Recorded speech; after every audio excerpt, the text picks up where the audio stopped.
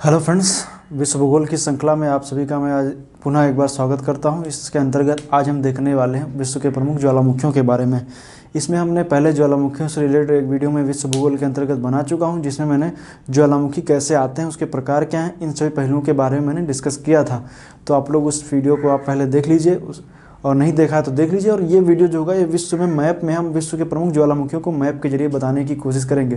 पुनः एक बार मैं रिकॉल कर दूं कि पृथ्वी पर मौजूद ऐसा छिद्र जिसके अंदर से लावा, ये राख, मिट्टी आदि निकलते हैं, उनको हम क्या कहते हैं? ज्वालामुखी कहते हैं। ये क्यों निकलते हैं? इसके ऊपर भी कई कारण हैं जिनकी वजह से निकलने के। मुख्य रूप से हम कह सकते हैं कि भूगर्भिक क्रियाओं की वजह से ज्वालामुखी निकलते हैं। जैसे कोई प्लेट वगैरह इधर उधर खिसकती हैं तो उसमें बीच में क्या होता है, लावा ऊपर की ओर बाहर निकलता है, तो ज्वालामुखी की घटनाएं आपको देखने को मिलती हैं। ये अधिकतर आप देखेंगे जब प्लेटों का जो देखेंगे, प्लेट वगैरह जब हम लोग पढ़ते हैं टेक्टोनिक प्लेट थ्योरी में, आगे बताऊंगा, उसमें आपको बताऊंगा कैसे कौन कौन सी प्लेटें कैसे कैसे होती हैं।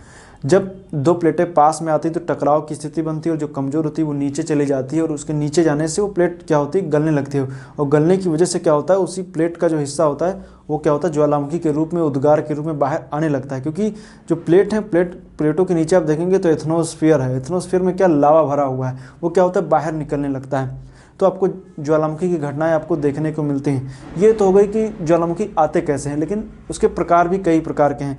अगर हम उसके स्वरूप की बात करें तो आपको देखने को मिल सकते हैं कि क्षारीय ज्वालामुखी और अम्लीय ज्वालामुखी।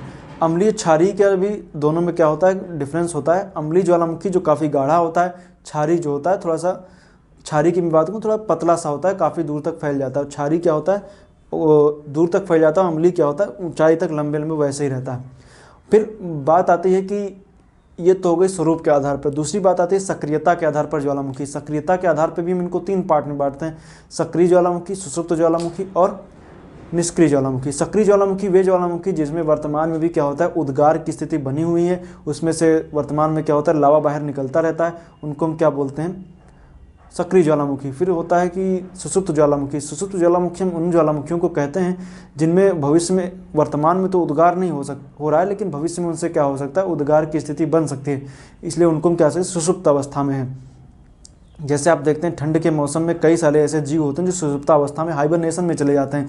एग्जाम्पल के तौर पर आप धुरी भालू को ले लीजिए या मेढक को ले लीजिए। क्या होते हैं कि आपको ठंडियों के मौसम में आपको देखने को नहीं मिलेंगे, लेकिन बाद में क्या होंगे, जैसे गर्मी आएगी बाहर निकलना शुरू हो जाएंगे। तो वही बिल्कुल एक प्रकार से उदाहरण के तौर पे मैं बताया हूँ। बाकी आप समझ सकते हैं कि जो उन्हें भविष्य में, क्योंकि होता क्या है कि ज्वालामुखी होते हैं, इनमें से सल्फर डाइऑक्साइड जैसी गैसें निकलती रहती हैं, तो उसके आधार पर वैज्ञानिक पता लगाते हैं कि कौन सा ज्वालामुखी कब फटने वाला है। तो जिनमें से सल्फर डाइऑक्साइड गैस थोड़ी बहुत निकल रही है, तो वैज्ञानिक इस आधार पर पता लगा लेते हैं कि भविष्य में इसमें क्या हो सकता है, कि विस्फोट हो सकता है। जैसे एग्जाम्पल के तौर पर फ्यूजियामा कैसा है, सुषुप्त ज्वालामुखी, इसमें कभी भी विस्फोट हो सकते हैं। फिर आता है कि निष्क्रिय ज्वालामुखी। अतीत में ये ज्वालामुखी कभी सक्रिय अवस्था में रहे थे, लेकिन बाद में क्या हुआ कि ये पूरी तरीके से निष्क्रिय हो गए। अब ये ज्वालामुखी जो निष्क्रिय हो गए हैं, इनके ना तो वर्तमान में ना तो भविष्य में कभी भी इनके उद्गार की संभावनाएं नहीं है इनकी, इसलिए उनको हम क्या कहते हैं, निष्क्रिय ज्वालामुखी कहते हैं। ज्वालामुखियों से निर्मित कुछ आकृतियाँ होती हैं, आंतरिक आकृतियाँ और बाह्य आकृतियाँ। वो मैंने ज्वालामुखी के वीडियो में मैंने बताया है, आप उस वीडियो को देखिएगा। वर्ल्ड ज्योग्राफी की प्लेलिस्ट में आपको वो वीडियो मिल जाएगा ज्वालामुखी का, तो उसमें आप देखिएगा। तो मैंने आंतरिक और बाह्य दोनों स्थलाकृतियों के बारे में बताया है। आंतरिक स्थलाकृतियों में लेकोलिथ, लेपोलिथ, फेकोलिथ, बैथोलिथ, सिल, डाइक जैसी स्थलाकृतियाँ जो बनती हैं, और बाह्य स्थलाकृति में आप देखेंगे तो ज्वालामुखी डॉट होता है, और कार्डिलेरा है, और क्रेटर है। ये सब जो भी चीज़ें हैं, इन सब के बारे में मैंने बताया है, आप उसको वीडियो को देखिएगा। लेकिन आइए देखते हैं विश्व के प्रमुख ज्वालामुखियों के बारे में। पीछे मैंने एक मैप बनाया है। मैप में मैंने सभी जो भी परीक्षाओं में आते रहते हैं ज्वालामुखी किस देश में स्थित हैं, उनको मैंने इसमें बताने की कोशिश की है। तो शुरू करते हैं उत्तर अमेरिका से। उत्तर अमेरिका में आप देखेंगे तो यहाँ पे पड़ेगा अलास्का, और अलास्का में आप देखेंगे तो कटमई पर्वत आपको दिखेगा। कटमई पर्वत, इसको बोलते हैं धुआंरों की घाटी के नाम से भी जानते हैं कटमई पर्वत को, क्योंकि यहाँ पे क्या है कि यहाँ से गैसें वगैरह क्या होती हैं, निकलती रहती। तो कटमई पर्वत कहाँ पे है, ये अलास्का में। फिर माउंट रेनियर और सेंट हेलेना दोनों कहाँ हैं, यूएसए में स्थित हैं। माउंट रेनियर, सेंट हेलेना दोनों कहाँ हैं, यूएसए में। दरअसल ये सभी क्या है, रिंग ऑफ फायर का हिस्सा है, प्रशांत का अग्निवलय। क्योंकि आप देखेंगे यहाँ से लेकर के पूरा इस तरीके से, और दूसरी तरफ यहाँ पे पूरा, क्योंकि आप ये वाला हिस्सा जब पीछे जोड़ेंगे तो इधर का हिस्सा उधर से मिल जाएगा। जो ये वाला यहाँ पे दिखा है वही चीज़ें ये है, यहाँ पे ये है। तो क्या होगा, आपस में मिल जाएगा। और जो ग्लोब में आप देखेंगे तो प्रशांत महासागर के चारों ओर क्या है, जो प्रशांत की प्लेट है वो क्या है, काफ़ी ज़्यादा कह सकते हैं कि ज्वालामुखी सक्रियता क्या बहुत ज़्यादा उस प्लेट में आपको देखने को मिलेगी उसके तटीय क्षेत्रों में, इसीलिए इसको क्या बोलते हैं, रिंग ऑफ फायर के नाम से जानते हैं। तो इधर के जितने भी ज्वालामुखी सब रिंग ऑफ फायर का ही हिस्सा हैं। तो माउंट रेनियर सेंट हेलेना दोनों कहाँ यूएसए में हैं। फिर किलायू और मोनोलोवा ये हवाई द्वीप में है, जो यूएसए का 50वां प्रांत है हवाई द्वीप, उसी के क्या है हिस्से हैं, मोनोलोवा और किलायू दोनों। फिर उसके बाद हम देखेंगे नीचे की तरफ तो आपको मैक्सिको में दिखेगा पैपोकैटेपिटल, पोपोकैटेपिटल ये मैक्सिको में है, और पेरिकुटिन भी मैक्सिको में ही है, दोनों हैं इंपॉर्टेंट है, दिमाग में रखिएगा। फिर पकाया कहाँ है, ग्वाटेमाला में है। ग्वाटेमाला की राजधानी आप कमेंट करके बताइए कौन सी है, बहुत आसान है, कमेंट करके जरूर बताइएगा। फिर है यहाँ पे आप देखेंगे माउंट पीली है। माउंट पीली को देखेंगे तो यहाँ पे आप अगर जब पैरेट्स ऑफ कैरेबियन मूवी आप देखेंगे तो आपको उसमें माउंट पीली का आपको जिक्र देखने को मिलेगा। माउंट पीली किसमें, मार्टिनिक द्वीप है यहीं पे, उसमें क्या है आपको ये देखने को मिलेगा। माउंट पीली मार्टिनिक द्वीप पर स्थित है माउंट पीली, और दरअसल जब ये ज्वालामुखी फटा तो इससे मानव जाति ही संकट में आ गई थी, तो इसलिए इसको क्या बोल दिया गया, जो भी सबसे ज़्यादा सक्रिय ज्वालामुखी होते हैं उनको पीलियन तुल्य ज्वालामुखी कह की संज्ञा दे दी जाती है कि पीलियन तुल्य ज्वालामुखी, पीलियन तुल्य ज्वालामुखी, हवाईयन तुल्य ज्वालामुखी, वोल्केनो तुल्य ज्वालामुखी, स्ट्राम्बोली तुल्य। इस तुल्य का मतलब कि उसके समान, इसलिए उसको तुल्य की संज्ञा दी जाती है। सबसे खतरनाक ये होते हैं माउंट पीलियन तुल्य। फिर एरेनल, एरेनल कोस्टा रिका में है। एरेनल कहाँ है, कोस्टा रिका में है। और वोल्केन बारू पनामा में है, वोल्केन बारू पनामा। फिर आते हैं दक्षिण अमेरिका में। दक्षिण अमेरिका में चिम्बाराजो, कोटापैक्सी। कोटापैक्सी सर्वाधिक ऊंचाई पर स्थित है, कोटापैक्सी से प्रश्न आपको देखने को मिलेंगे। और चिम्बाराजो इक्वेडोर, ये दोनों इक्वेडोर में ही हैं, कोटापैक्सी और चिम्बाराजो। फिर एकाकांगुआ, एकाकांगुआ दक्षिण अमेरिका की सबसे ऊंची चोटी भी है, या कहें कि एंडीज की सबसे ऊंची चोटी भी है, ये क्या ज्वालामुखी ही है।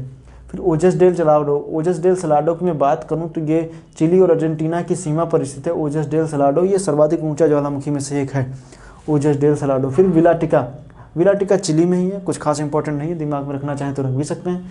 तो उत्तर अमेरिका से रिलेटेड और दक्षिण अमेरिका के इतने इंपॉर्टेंट हैं। अब आते हैं यूरोप की ओर, देखते हैं। यूरोप में आप प्रशांत महासागर भूमध्य सागर के आसपास देखेंगे तो आपको यहाँ पे कई सारे ज्वालामुखी देखने को मिलेंगे। तो कौन कौन से ज्वालामुखी हैं उनको हम देखते हैं। तो ये प्रशांत, इसमें देखेंगे तो एटना है सिसिली द्वीप पर, स्ट्राम्बोली लिपारी द्वीप पर, इटली के ही हैं दोनों, और विसुवियस भी इटली में ही है। तो स्ट्राम्बोली को दरअसल बोलते हैं भूमध्य सागर का प्रकाश स्तंभ। जब रात के तो टाइम पे जब इसके अंदर से उद्गार निकलता है तो प्रशांत महासागर में काफ़ी दूर तक प्रकाश फैल जाता है, भूमध्य सागर में, इसलिए इसको क्या बोल देते हैं, भूमध्य सागर का प्रकाश स्तंभ बोल देते हैं। इसको याद रखिएगा, भूमध्य सागर का प्रकाश स्तंभ स्ट्राम्बोली, लिपारी द्वीप पर है, इटली के। फिर लाकी है, लाकी जो है वो आइसलैंड पर है। आइसलैंड की राजधानी कमेंट करके बताइए। लाकी, लाकी कहाँ है, आइसलैंड। आइसलैंड की राजधानी सबसे उत्तरतम राजधानी भी है। फिर अफ्रीका में हम देखेंगे तो अफ्रीका में किलिमंजारो है, और किलिमंजारो कहाँ है, तंजानिया में। और किलिमंजारो इंपॉर्टेंट भी कह सकते हैं, केन्या और तंजानिया की सीमा पर स्थित है। तो और एक नीचे लिखा हुआ माउंट इरेबस, माउंट इरेबस जो है वो कहाँ पे है, वो अंटार्कटिका पर स्थित है। अंटार्कटिका पर क्या, माउंट इरेबस अंटार्कटिका पर है, ये भी याद रखिएगा, अंटार्कटिका। फिर कोह सुल्तान अब लिखा हुआ है, कोह सुल्तान ईरान में है, और एलबुर्ज जॉर्जिया में है। एलबुर्ज कहाँ है, जॉर्जिया में है। बैरन द्वीप भारत का एकमात्र सक्रिय ज्वालामुखी बैरन द्वीप है। नारकोडम निष्क्रिय है, तो ये क्या है, बैरन द्वीप एक सक्रिय ज्वालामुखी। फिर पोपा म्यांमार में है, पोपा कहाँ है, म्यांमार में है, तो पोपा भी याद रखिएगा, पोपा कहाँ, म्यांमार। फिर आप देखिए यहाँ पे देखेंगे तो क्राकाताओ है, तंबोरा है, ये सब कहाँ है, इंडोनेशिया में स्थित है। क्राकाताओ, तंबोरा इंडोनेशिया। और पिनाटुबो और माउंट ताल दोनों कहाँ पे, फिलीपींस में है, पिनाटुबो, माउंट ताल। और बगाना कहाँ है, बगाना पापुआ न्यू गिनी में स्थित है, बगाना पापुआ न्यू गिनी, देखिए लिखा हुआ है। और जब जापान की ओर हम देखेंगे तो जापान में के पास में आपको देख, तो जापान में आप फोसा मैग्मा नाम की एक पर्वत श्रेणी, ज्वालामुखी पर्वत श्रेणी, इसमें कई सारे ज्वालामुखी स्थित हैं। उनमें से एक प्रसिद्ध ज्वालामुखी जो है उसको हम बोलते हैं माउंट फ्यूजियामा। माउंट फ्यूजियामा एक जापान का प्रमुख कह सकते हैं ज्वालामुखी, और जो टूरिस्ट लोग जाते हैं तो फ्यूजियामा देखने का काफ़ी मनोहारी दृश्य आपको फ्यूजियामा का देखने को मिलता है, बहुत ही सुंदर दृश्य लगता है माउंट फ्यूजियामा। तमु मैसिव प्रशांत महासागर में स्थित विश्व का सबसे बड़ा ज्वालामुखी है। तमु मैसिव विश्व का सबसे बड़ा ज्वालामुखी। और वैसे स्थल की बात करें तो मोनोलोवा है, लेकिन ये अंदर स्थित है, इसलिए इसको हम तमु मैसिव को समझते हैं। तमु मैसिव कहाँ पे, प्रशांत महासागर में। फिर बगाना मैंने बता दिया। और ये है माउंट रूपेहू। माउंट रूपेहू कहाँ पे है, न्यूजीलैंड में स्थित है, माउंट रूपेहू न्यूजीलैंड। एक आप लोग प्रश्न सुनते हैं कि ऑस्ट्रेलिया महाद्वीप में एक भी ज्वालामुखी नहीं है, तो ये बात गलत है। ऑस्ट्रेलिया में ज्वालामुखी नहीं स्थित है, ऑस्ट्रेलिया महाद्वीप में, तो ये बात गलत हो जाएगी, क्योंकि ऑस्ट्रेलिया की बात करें तो न्यूजीलैंड जैसे जो सब ये क्या है, ऑस्ट्रेलिया में ही पड़ते हैं, ऑस्ट्रेलिया महाद्वीप के अंतर्गत ही आ जाते हैं। तो इसलिए हम ऑस्ट्रेलिया में ज्वालामुखी नहीं है, आपको मुख्य ऑस्ट्रेलियाई भूमि में, ऑस्ट्रेलिया देश में एक भी ज्वालामुखी देखने को नहीं मिलेगा। लेकिन जब बात आती है ऑस्ट्रेलिया महाद्वीप की, तो आपको महाद्वीप के अंतर्गत ये बात गलत हो जाएगी, क्योंकि ये माउंट रूपेहू यहीं पर है। कहाँ पर? न्यूजीलैंड में, उत्तरी न्यूजीलैंड में पड़ता है। आप इसको पढ़ सकते हैं। कुछ टाइम पहले, अभी 4-5 साल पहले की आप बात करें तो इसमें विस्फोट भी हुआ था, और माउंट रूपेहू तो खतरनाक ज्वालामुखियों में से एक है माउंट रूपेहू, अपने दिमाग में इसको रखिएगा। और उम्मीद करता हूँ जितने भी इम्पोर्टेंट जो भी हैं उनको मैंने इसमें समझाने की कोशिश की और एक साथ इनको रख दिया है। परीक्षाओं में इनसे बाहर प्रश्न नहीं आएंगे, लेकिन उन ज्वालामुखियों को आप ध्यान रखिएगा जो करंट अफेयर की दृष्टि से इंपॉर्टेंट हैं। आप देखते रहते होंगे कहीं ना कहीं कोई ना कोई ज्वालामुखी फटता रहता है। कभी देखिए, कभी आपको दिमाग परीक्षा में आपको मिलेगा या कहीं पेपर में आपको देखने को मिलेगा कि मैक्सिको में ज्वालामुखी फट गया, कहीं आपको देखने को मिलेगा कि ग्वाटेमाला में फट गया, या कहीं आपको मिलेगा क्राकाताओ, या कहीं कि इंडोनेशिया में फट गया। तो इन ज्वालामुखी जो करंट के फटते रहते हैं, इन सब के बारे में भी आप थोड़ा सा जानकारी कलेक्ट करते हुए रखिए, क्योंकि जो सब ज्वालामुखी को मैं इसमें नहीं बता सकता, ज्वालामुखी तो हज़ारों में है, तो हज़ारों तो आपको याद नहीं रखें। जो एक परंपरागत हैं उनको मैंने बताने की कोशिश की है, और जो करंट से रिलेटेड ज्वालामुखी उनको आप पढ़ते रहिएगा। ज्वालामुखी ज्योग्राफी का बहुत ही इंपॉर्टेंट टॉपिक है। इसकी विधिवत जानकारी के लिए, मतलब कि कौन कौन से ज्वालामुखी के बारे में, प्रकार के बारे में आप विस्तृत रूप से उस वीडियो को जरूर देखिएगा। ज्वालामुखी की जिस प्लेलिस्ट में ये वीडियो पड़ी है, आपको इसी प्लेलिस्ट में, आपको वर्ल्ड ज्योग्राफी की प्लेलिस्ट में जब नीचे की तरफ करेंगे तो आपको वहाँ पे ज्वालामुखी के नाम से एक वीडियो मिलेगा, उसको आप देखिए, तो आपको ज्वालामुखी से रिलेटेड जितनी जानकारियाँ सब कुछ क्लियर कट पता चल जाएगी। तो फिलहाल मैं उम्मीद करता हूँ ये वीडियो आपको अच्छा लगा होगा, अच्छा लगने के साथ साथ पसंद भी आया होगा, और आपके ज्ञान में थोड़ी सी वृद्धि तो हो ही गई होगी।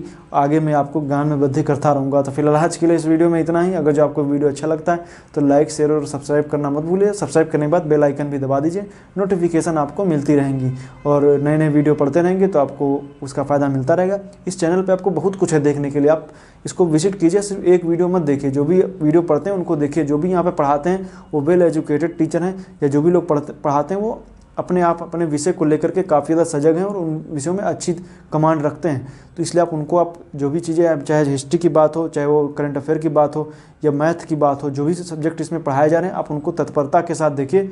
मैं उम्मीद करता हूँ कि आपको उसके फ़ायदा ज़रूर मिलेगा, क्योंकि मैं जानता हूँ कि आप लोग सपने बहुत बड़े बड़े सभी देखते हैं कि मैं एक दिन ये बन जाऊंगा, ये बन जाऊंगा, IAS बन जाऊंगा, PCS बन जाऊंगा।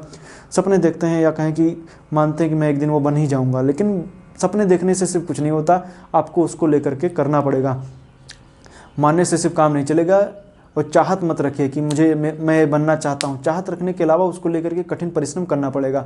तो कठिन परिश्रम के लिए हम लोग इसीलिए आपके लिए तत्पर हैं, ताकि आपको जो परिश्रम है उसको थोड़ा सा कम किया जा सके। और परिश्रम के दौर में आपको, क्योंकि किताब आप जब खोलते हैं तो आपके सामने 50 पन्ने खुल के आते हैं, और 50 पन्नों में क्या पढ़ना है क्या नहीं पढ़ना है ये आपको पता ही नहीं चल पाता है। तो उसी चीज़ों को मैं आसान करने के लिए आपके पास आया हूँ, और इस वीडियो के जरिए मैं आपको फटाफट चीज़ें जो बता रहा हूँ इनको आप अच्छे से पढ़िए, ताकि आपको ज्ञान में थोड़ा वृद्धि हो। और चीज़ों कंपटीशन बीट करना आज के दौर में इतना आसान नहीं है।